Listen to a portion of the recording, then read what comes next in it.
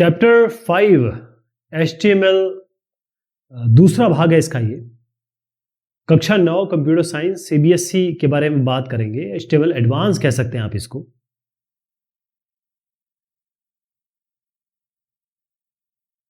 इसमें जो सवाल जवाब है, पहले हम देखेंगे जो डिस्क्रिप्टिव हैं और उसके बाद जो MCQ, fill in the blanks, match the following, ये सारे सवाल बाद में देखेंगे। शुरुआत करते हैं। What is the difference between ordered list and unordered list. List का मतलब क्या होता है कि जब आप कुछ लिखना चाहते हैं और अच्छे से दिखाना चाहते हैं तो आप लिस्ट फॉर्म में लिखते हैं। जैसे अगर मैं आपको एग्जांपल बताऊं, यहां आप देख रहे हैं कि जैसे मैं अगर ब्लू, रेड, ग्रीन, येलो एक ही लाइन में लिख दूं तो वो इतना अच्छा नहीं लगेगा। ऐसे आप अगर आप टेक्स्ट पढ़ते हैं समझ में नहीं आता या टाइम लगता है। बेहतर तरीका क्या होता है कि आप इसको ऐसे पॉइंट में लिख दीजिए, इसके आगे इस तरीके से पॉइंट लगा दीजिए या 1 2 कर दीजिए इसको। तो ये जो पॉइंट लगाना हुआ या 1 2 करना हुआ, इसी को हम लिस्ट कहते हैं। यही लिस्ट है। ऑर्डर्ड लिस्ट का मतलब होता है जिसकी आप गिनती कर सके, जिसमें आप नंबरिंग कर सके। अनऑर्डर्ड लिस्ट का मतलब होता है इसमें नंबर नहीं होंगे, लेकिन आपको अलग से पता चल जाएगा कि पहली लाइन ये है, दूसरी लाइन ये है, तीसरी लाइन ये है। तो अब अंदर समझते हैं। जो अनऑर्डर्ड लिस्ट होती है इसमें हर एक आइटम का इंपॉर्टेंस इक्वल है। कहने का मतलब ये है कि कोई रैंकिंग नहीं होती। जैसे अगर यहां पर हमने लिखा ये ब्लू, यहां पर देखिएगा कि हमने लिखा कि एक टर्न, जैसे कोई छप लिखना चाहते हैं, फैंसी सिंबल वगैरह डालना चाहते हैं, तो turn right at blue street, तो यहां पर आपने एक एरो दिया, यहां दूसरा एरो आया, जो भी चीज है, go two miles to red city या जो भी आप लिखना चाहें। तो ये चारों जो लाइनें आप देख रहे हैं इसके सामने एरो है। अब मैं इस एरो की जगह एक काम करता हूं, मैं ये बना देता हूं या फिर मैं डायमंड बना देता हूं इसमें ऐसे, ये ट्रायंगल बना देता हूं, जो आपकी मर्जी हो, जैसे आप करना चाहें। लेकिन आप देखेंगे कि अगर ये ट्रायंगल है तो तीनों के लिए ट्रायंगल है, ये एरो है तो तीनों या चारों के लिए एरो है। तो यहां पर आपका अनऑर्डर्ड लिस्ट है, इसमें कोई ऑर्डरिंग नहीं है, नंबरिंग नहीं है बेसिकली। क्योंकि अब जब आप ए कहते हैं तो आप बता सकते हैं कि सी जो है वो तीसरे नंबर पे है, ABC, तो यहां पर आ गई नंबरिंग। 1 2 3 कहते हैं आप, 1 2 3, तो नंबरिंग आ गई। तो जो जिस लिस्ट में नंबरिंग आ जाती है उसको हम ऑर्डर्ड लिस्ट कहते हैं। तो ऑर्डर्ड लिस्ट में वो डेटा आइटम, अच्छा ध्यान रखिएगा, हमेशा ये ऐसे इस तरीके से होंगे 1 बाय 1। हर एक आइटम नए नंबर, नए लाइन में आएगा, कभी भी कॉन्टिन्यूअस नहीं रहेगा, ठीक है। तो सारे के सारे डेटा जो आइटम्स होंगे वो रैंक्ड होंगे, जिस तरीके से मैं यहां बताने वाला हूं आपको। और रैंकिंग नंबर से कर सकते हैं, रोमन लेटर्स होते हैं, जैसे आप 1 है, 2 है, 3, इस तरीके से रोमन लेटर से कर सकते हैं नंबरिंग, जो आप यहां देख रहे हैं, और अल्फाबेट से करते हैं जो यहां देख रहे हैं। तो इसको और थोड़ा बता देता हूं आपको। अब आप देखेंगे कि ये जो नंबरिंग है, इसको नंबरिंग किया गया है। यहां पर ABCD, ये भी एक नंबरिंग ही है, और उसके अंदर भी आपने एक नंबरिंग दी है, यानी कि ऑर्डर्ड लिस्ट है, साथ में आपने एक और ऑर्डर लिस्ट दे दी। तो ये इसको हम डेसिमल ऑर्डर लिस्ट कहते हैं, क्योंकि डेसिमल नंबर्स है। यहां पर आपके ABC है, जिसको हम अल्फा कहते हैं, ये क्योंकि capital A, capital B, capital CD है, तो हम इसको कह रहे हैं अपर अल्फा। अपर अल्फा मतलब अल्फा अल्फाबेट, और ये जो छोटे A भी दिख रहे हैं इसको हम लोअर अल्फा कहते हैं। और ये तो खैर आप समझ ही गए कि इसमें नंबरिंग नहीं होती है, लेकिन हर चीज आपकी 1 बाय 1 आएगी, हर चीज नए लाइन, नए उसमें आएगी, न्यू लाइन में आएगी। Distinguish between href and name attributes of a tag with the help of each। सबसे पहले आप समझिए कि a टैग होता क्यों है, इसके अंदर जो कंटेंट है वो होता क्यों है। ये href मतलब क्या है, तो href शब्द समझ लेंगे, फिर एक साथ हम जोड़ के देखेंगे। href का मतलब होता है कि हाइपर टेक्स्ट का रेफरेंस। ये जो चीज है इसको आपको देना ही पड़ेगा अगर आप एंकर टैग यूज कर रहे हैं तो जो href है ये करता क्या है, वो उस एड्रेस को यहां पर रखता है, या आपको एड्रेस देना पड़ता है।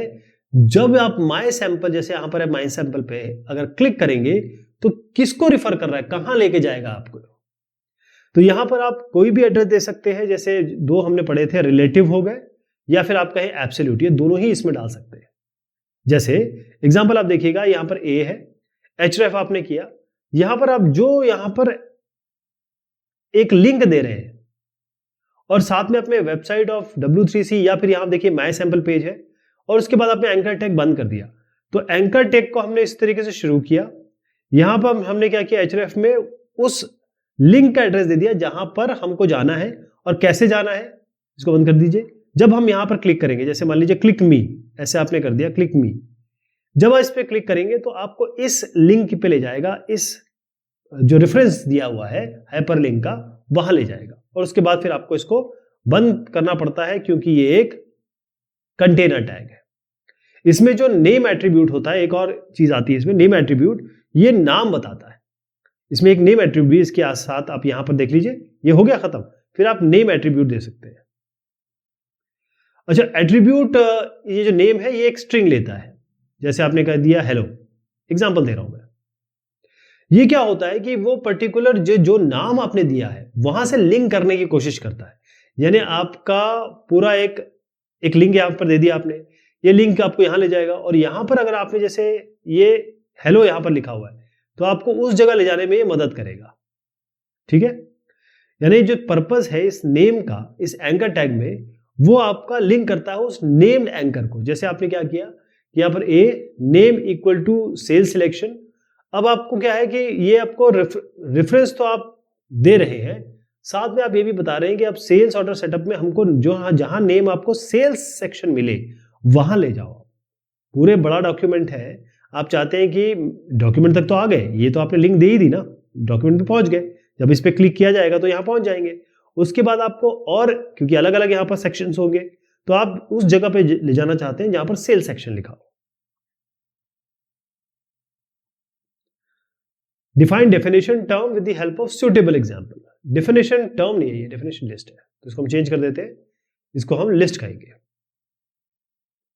अब कई ऐसे डॉक्यूमेंट होते हैं जिसमें आपको डेफिनेशन देनी होती है। जैसे आपने, अगर आप गूगल पे टाइप करेंगे what is the meaning of this, तो आप देखेंगे कि एक शब्द जैसे मीनिंग ऑफ, फॉर एग्जांपल आप देना चाहें सेटन, या कोई भी नाम ले लीजिए आप। What is the meaning of, एक एक करके कहता हूं, what is the meaning of, ये आपने गूगल पे लिखा, तो गूगल पे कैसे करके आता है, यहां पर सेटन लिखा जाएगा और उसके नीचे इसकी मीनिंग दे दी जाएगी। तो आपने क्या किया कि उस पर्टिकुलर वर्ड की यहां पर एक डेफिनेशन आप जानना चाह रहे हैं ना, तो लिस्ट, डेफिनेशन लिस्ट का मतलब क्या होता है कि आप कुछ यहां पर डीएल से शुरू कर रहे हैं, आप बोल रहे हैं कि भाई हमारी ये डेफिनेशन लिस्ट है, तो डेफिनेशन लिस्ट प्री डिफाइंड है, तो उसमें जो कंटेंट आएगा वो प्री डिफाइंड तरीके से आएगा। और डेफिनेशन लिस्ट के अंदर फिर आप डेटा देना चाहते हैं कि भाई हमारे पास डेटा हो, कौन सा डेटा है, ये डी इसमें दे दिया, और ये आपका डी क्या हो गया, फिर इसमें ये आपका हर एक टर्म को डिफाइन करेगा। क्लियर है? सबसे पहले शुरुआत करते हैं हम डीएल से। डीएल आपको बताता है, ये जो डीएल चल रहा है ये एक तरीके से आप समझ लीजिए कि डिक्शनरी में जैसे जब मीनिंग आप जानने की कोशिश करेंगे तो डिक्शनरी तो हुई, तो अब हम अंदर जाएंगे। पहले हम डीएल मतलब डेटा लिस्ट से शुरुआत करेंगे, उसके बाद आप आएंगे डीटी पे, ये डेफिनेशन टर्म है कि भाई किस चीज का डेफिनेशन आपको बताना है, और उसके बाद आप जो जिस चीज का डेफिनेशन दिखाना है उसको डीडी में लिखेंगे। तो इस डेफिनेशन, ये डीटी हो गया, मतलब सबसे पहले एक लिस्ट बनेगी जो आप यहां पर भी देख रहे हैं, मैं आपको यहां समझाता हूं। सबसे पहले क्या होगा कि आपका ये डीएल शुरू किया, डीएल बंद किया, यानी कि ये डेफिनेशन लिस्ट होगी, यानी ये लिस्ट में आएगी, मतलब 1 बाय 1 आएगी, हर एक चीज नई लाइन में आएगी। लिस्ट का मतलब ये होता है कि 1 बाय 1 आएगी, हर एक चीज नई लाइन में आएगी। उसके बाद आपने यहाँ डीटी दे दिया, डीटी ये बता दिया कि भाई कॉफी की, हम कॉफी का डेफिनेशन देने वाले हैं, तो कॉफी जो है वो थोड़ा बड़ा बन के आएगा, मतलब इसकी डेफिनेशन आने वाली है। उसके बाद आप डीडी के अंदर डेफिनेशन देंगे कि भाई कॉफी क्या है, ब्लैक हॉट ड्रिंक। उसके बाद फिर आपने डीटी के अंदर क्या लिख दिया, मिल्क, मतलब अब ये डेफिनेशन टर्म हो गया, मतलब इसकी डेफिनेशन दी जाने वाली है आगे चल के। फिर डीडी में क्या किया, इसकी आपने डेफिनेशन दे दी, मिल्क क्या है, व्हाइट कोल्ड ड्रिंक, ऐसे आएगा ये।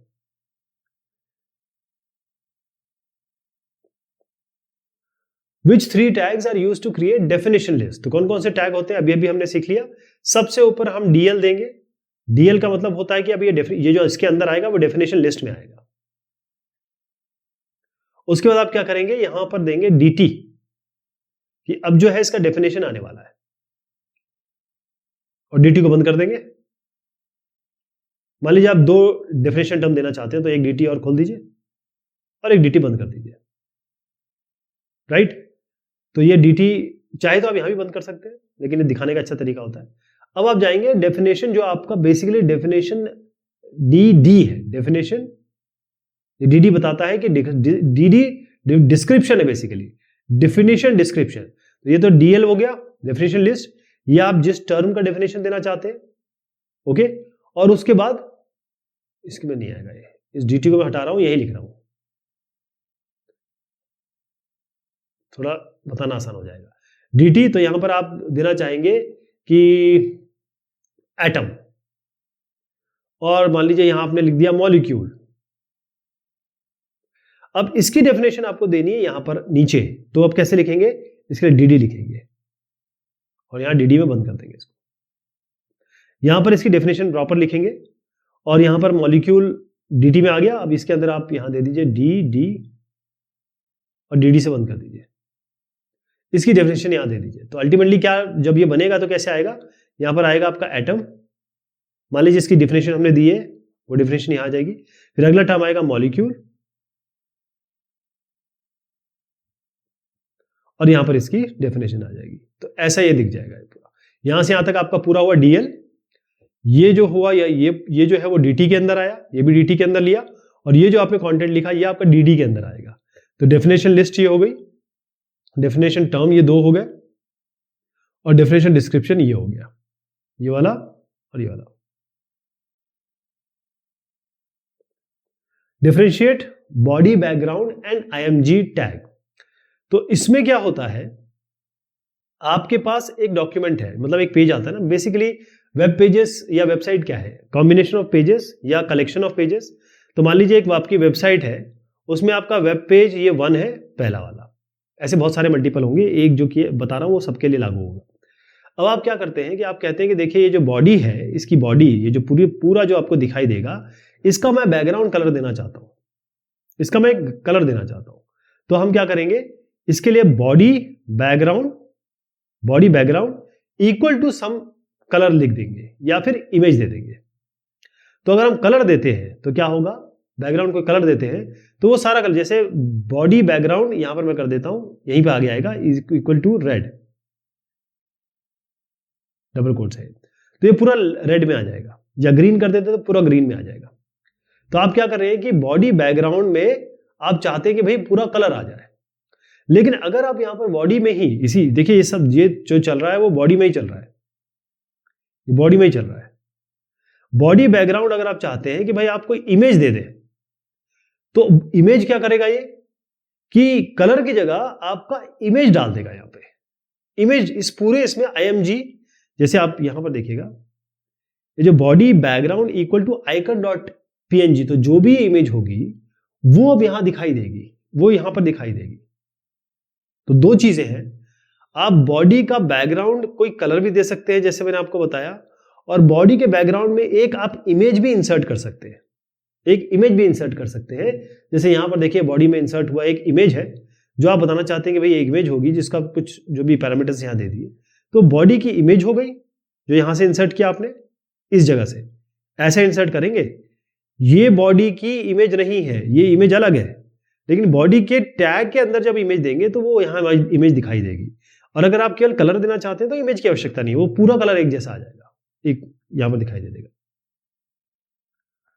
Your school's web address is www.littlebirds.com. You want to create a link to this website from your web page. Write the HTML code you will use to do this. तो इसके लिए आपको use करना होगा anchor tag. Anchor tag से ही आप link करते हैं। जैसे आपने लिखा href में आप क्या ये देंगे, ये कंटेंट दे देंगे, ये वेबसाइट दे देंगे, आगे माइस को लिखेंगे क्योंकि इसी पे क्लिक करके ये इस पे ले जाएगा आपको, और a बंद कर देंगे क्योंकि ये कंटेनर टैग है, एम्प्टी टैग नहीं है। Difference between A as an anchor and A as a link. तो ए जो है वो आपको दो तरीके से चीजें देता है। ए एंकर टैग आपको एक पेज, सेम पेज है आपका, इस पेज में आप यहां पर मान लीजिए कोई लिंक है, इस लिंक को क्लिक करेंगे तो आपको यहां ले जाएगा, इस लिंक को करेंगे तो ये आपको यहां ले जाएगा, इस लिंक को करेंगे तो आपको यहां ले जाएगा। यानी एक ही पेज के अंदर आप नेविगेट कर सकते हैं, मूव कर सकते हैं, यहां से वहां जा सकते हैं, वो एंकर टैग आपको देता है। इसके अलावा अभी तक जो हमने एंकर टैग सीखा है वो ये था कि एंकर टैग आपको क्या बोलता है कि यहां पर आप href दीजिए। तो अगर आप कहीं की बाहर की वेबसाइट दे दीजिए तो आपको ये बाहर ले जा लेगा, यहाँ जो भी लिखेंगे आप उसको क्लिक करने पे ये बाहर ले जा लेगा।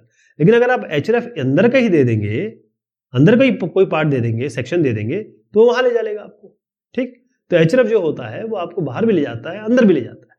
तो one part of the same page to another, ये आपका एक ए हो गया। और ये जो ए एज अ लिंक जब हम काम करते हैं तो एक पेज से दूसरे पेज पे ले जाता है, वो डिफरेंट पेज होगा। Create an order list of the name of subjects you study in school. तो ये तो पूरी तरह आपके ऊपर है, आप क्या लिखना चाहते हैं।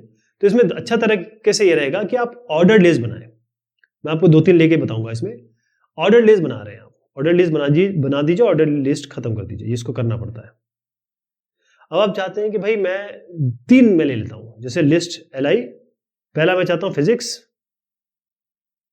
इसको बंद कर दीजिए। दूसरा मैं चाहता हूं केमिस्ट्री, एक एक लिख रहा हूं, आप समझ रहे होंगे मैं क्या कर रहा हूं। LI कर देते हैं। और मैथ्स, तो LI कर देते हैं और ये हो जाएगा आपका लिस्ट। बंद कर दीजिए इसको। अब जो आपने ऑर्डर लिस्ट कह दिया ना, और यहाँ पर आपने कुछ नहीं बताया, ऑर्डर लिस्ट यहाँ पर बताना पड़ता है, ए करना है, ABC करना है, या फिर आपको रोमन में करना है। अगर आप नहीं करते हैं तो अपने आप ये 1 2 3 में आ जाएगा। तो ये कैसे दिखाई देगा, जब ये रन होगा तो ये दिखाई देगा 1 2 3। 1 में आएगा P, 2 में आएगा C, 3 में आएगा M। तो आपको इस तरीके से करना है पूरा। मैंने तो आपको समझाने के लिए बताया, लेकिन करना इस तरीके से। अपने सब्जेक्ट लिखिए और ऐसे लिखना है। Name and explain the various attributes of UL tag. UL tag क्या है? UL का मतलब ये होता है, ये है अनऑर्डर्ड लिस्ट। OL तो देख लिया ऑर्डर्ड लिस्ट, UL होता है अनऑर्डर्ड लिस्ट। इसका मतलब इसमें ऑर्डरिंग नहीं होगी, 1 2 3 नहीं होगा, ABC नहीं होगा, ऐसे रोमन में 1 2 3 नहीं होगा, ऐसा नहीं होगा, नंबरिंग नहीं होगी, रैंकिंग नहीं होगी। तो ये भी नहीं होगा, ये भी नहीं होगा, ये भी नहीं होगा। क्या होगा इसमें? इस तरीके से बिंदु आ सकते हैं, या फिर आप कह सकते हैं स्क्वायर। अगर आप चाहते हैं कि भाई ये स्क्वायर देना चाहें, तो जैसे मैंने आपको बताया था, आपको कोई लिस्ट बनानी है तो अनऑर्डर लिस्ट आप बनाएंगे और अनऑर्डर लिस्ट को बंद कर देंगे। फिर इसके अंदर आप लिखेंगे टाइप, और यहां पर जो टाइप बताएंगे, आप डिस्क लिख सकते हैं, आप यहां पर स्क्वायर लिख सकते हैं। अगर आप कुछ नहीं लिखते हैं तो ये बाय डिफॉल्ट आएगा। तो जो भी आप देखना चाहे, ट्रायंगल दे दीजिए, डायमंड दे दीजिए, वो आ जाएगा, और उसके बाद इसको बंद कर दीजिए। तो इसके नीचे जो भी आप लिखेंगे लिस्ट में LI, जो अभी मैंने पिछले समझाया, जो भी कंटेंट लिखेंगे LI, ये LI, ये LI, ये LI, LI, LI, जो भी कंटेंट लिखेंगे वो इस तरीके से आ जाएगा। अब यहां पर देखिएगा, एक एग्जांपल बता देता हूं आपको। मतलब ये जो एट्रीब्यूट है ना आपका, ये बताएगा आपको कि किस तरीके का सिंबल आपको दिखना है अनऑर्डर्ड लिस्ट में। जैसे यहां पर इन्होंने किया बॉडी और body, unordered list, unordered list. तो अब ये जब दिखाई देगा ना, तो आपको tutorial online practice editor example references video कैसे दिखाई देगा, ये इस तरीके से दिखाई देगा। ये इसका रन है, मतलब अगर इसको रन करेंगे तो ऐसा दिखाई देगा। और क्योंकि इसके अंदर कुछ भी नहीं दिया है, तो मैंने आपको बताया था बाय डिफॉल्ट ये लेगा। लेकिन आप अगर अपने आप देना चाहें तो ये इसका इस्तेमाल कर सकते हैं, जो भी नाम लिखेंगे उस तरीके से दिखाई दे देगा। How can we set the color of text that acts as a link in a web page? Explain the help with the help of an example. तो इसमें क्या होता है कि 3 चीजें हैं। अब देखिए, यहां पर आपने एक लिंक, जैसे फॉर एग्जांपल यहां पर आएगा इंडिया, यहां पाकिस्तान, या बांग्लादेश, ऐसे लिख दिया आपने। अब आपने माउस लाया और माउस लाके अभी किसी को भी क्लिक नहीं किया है, किसी को भी क्लिक नहीं किया। तो आप ये बताना चाह रहे हैं, जब हमने किसी को क्लिक नहीं किया, जब ये पेज रन करेगा और जिसमें कंटेंट है, तो ये कैसे दिखनी चाहिए, ये क्या किस तरीके से, और ये सारी की सारी लिंक्स है, ये सारी की सारी लिंक्स है। मतलब ये क्लिक करेंगे तो कहीं और चले जाएंगे आप, या इसी पेज में कहीं और चले जाएंगे, दूसरी पेज भी खुल सकता है, और नए पेज, इसी पेज में कहीं और भी आप जा सकते हैं। तो आपने यहां कहा कि भाई हम जब यहां पर आएंगे तो कैसा दिखाई दे, ठीक, तो ये रेड दिखाई देगा, हम चाहते हैं ये रेड दिखाई दे। तो आप यहां लिखेंगे लिंक बराबर रेड, बॉडी के अंदर लिंक बराबर रेड।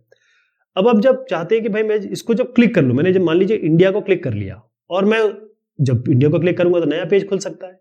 जब मैं वापिस आऊं तो मैं देखूं, अरे मैं इंडिया को, मैंने बहुत देर काम कर लिया, मैं भूल गया मैंने किसको क्लिक किया है, तो मैं वापिस इंडिया को क्यों क्लिक करूं। तो इसका मतलब ये है कि अब मैं चाहता हूं कि इसका कलर चेंज हो जाए जब मैं दोबारा हूं, तो तब ये वी लिंक हमने येलो कर दिया। तो वी लिंक का मतलब ये है कि जब हम यहां से वापस आएंगे तो ये येलो हो चुका होगा, ये पहले रेड था, अब ये येलो येलो हो गया। इसका मतलब हमें देखते पता चल जाएगा कि भाई हमने इसको विजिट कर लिया।